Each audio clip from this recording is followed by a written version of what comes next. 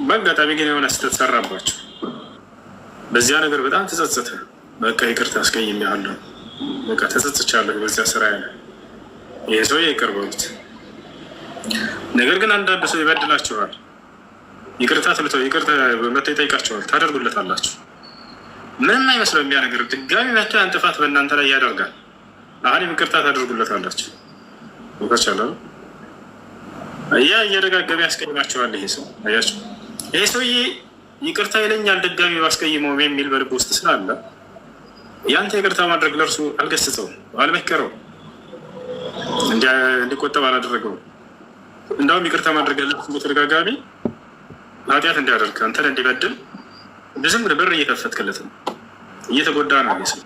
እንትን በበደለህ ቁጥር ኃጢአት እያስመዘገበ ነው። ያ እንዳይሆን ይሄን ሰው ይቅርታ አላደርግልህም ብለህ እንትን ትተዋለህ። ምናልባት የሆነ ጊዜ ላይ ይሄ ሰውዬ ቢመለስ ምናልባት የሆነ ጊዜ ላይ እንደው ልብ ገዛና ተመለሰ፣ ድጋሚ ጭራሽ አላስቀይምህም እና ከዚህ በኋላ አላደርገውም ብሎ በትክክል እንትን ካለ በራችሁን ክፈቱለት።